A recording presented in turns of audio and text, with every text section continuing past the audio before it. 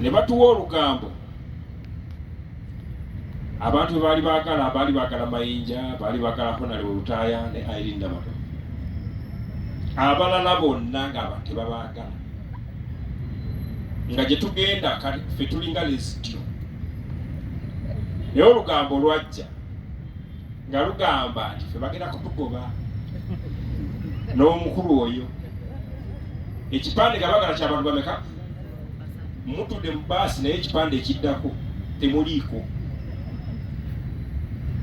Era papa n'antuma n'angamba nze sigenda gobwa, n'angamba nina amaanyi agagoberera abagoba. Yes, bw'aba agamba ninimba iwakana, yagamba sigenda gobwa, era n'angamba nti nyamba owandikira omuwalo ennyimba, ebisigadde bindekere. Tetwagobwa kubanga olwene twali tumaze okutegeera nti bagenda kutugoba. Mukulu Mayinja mwali muteeseteese otugoba, naye ng'ate temutubuulidde tekyaliwo ekyo. byava mu nkuubo ne bagamba bakulu abatayimba bulungi bakulu. Kati kwekkola oluyimba olwo lwe twakola lwe bayita Sweet Wange, si lwe luyimba lwe twasookerako. Twasooka tumukole oluyimba, ono yasooka n'ayimba akayimba tekavaamu naye nga kalungi oba tekafuna bulango, bakayita iya. Ke kayimba ke yasooka okuyimba. Bwe yakayimba nabo bonna ne bakola bulungi, ye n'asemba. Omuyimbi gwe tuzzeeko ku olwo ye yasemba. Bonna Betty Mpologoma yayimba ne kavaamu, Sophie kavaamu, nani oba tepu yali kavaamu, papa yagiteeka n'ogiteeka nga n'ennyimba azaddemu sente empitirivu.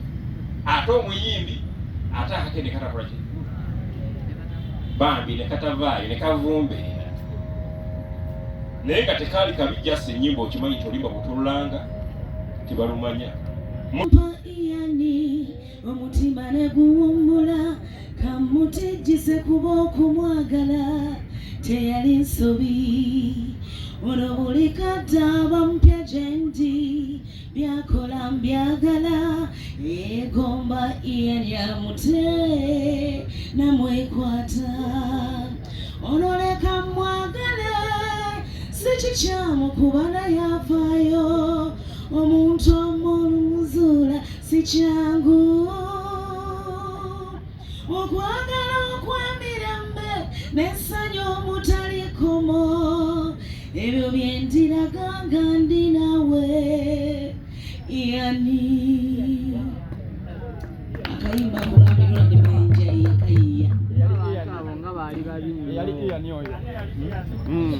yakayiya kakati bwe twava eyo olwo tutandise okutambula okusejjera, tugenda okugjaawo abagoba ne bawanika obubaluwa obugoba naye nga tebannabuteekako omukono. Ekirungi yali agoba omu tuli naye, ne gwe baali bagoba omulala agidde mu kanzu, naye tebaatugoba kuba omusajja oyo tatya. Yagamba n'angamba, twasomera mu ssomero limu ne Misa Semakula. Bwe twava yatutendeka babiri, naye alina kyamanyi kyemmanyi, nange nina kyemmanyi kyamanyi. N'antuma n'aŋŋamba nti wandikira omuwalo ennyimba, ebisigadde bindekere. Kuyimba kwange nayimbanga ne Aunty Mariam ono, naye nga bwe muyimba mukoma mu studio, tolimulabawo ku stage e Kammengo kubanga tamanyi nayo, oba alabayo ng'agenda ku mikolo. Kale babeetaaga e Masaka Aunty Mariam abamuzannyo gwe, ate nga gugwe yaguwandika tolina bw'omukaka. Kyatukosa nnyo nti oluyimba lwamugamba twaluyimba ne lutunda eggwanga lyonna, naye tetwaluyimbawo ku stage okuggyako ekitobero ekya CBS. Naye oluyimba olwo lwali lusobola okutambula Uganda ne lugimalako. Ne tukola n'olulala lwe bayita bakikakasi, nalwo ne luyimba bulungi, era same story. naye nga tomunenya Anti Mariam twabasanga already bo bayina ekifo kyabwe ate be baatufuula kino kyetuli kuba ne fene gye twagendanga yasooka tukola programu nti mulina kutambula bwe muti kati kusaasira oluyimba lwa Sweet wange twasooka ntumuwa ekitiibwa ky'abaami nga twagala asimbule ku kigere ekisooka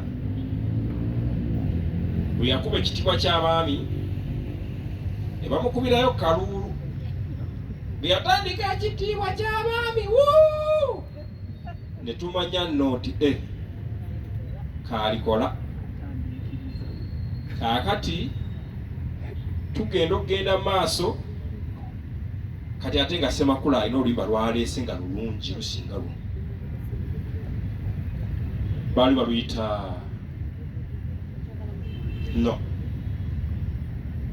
baali baluyita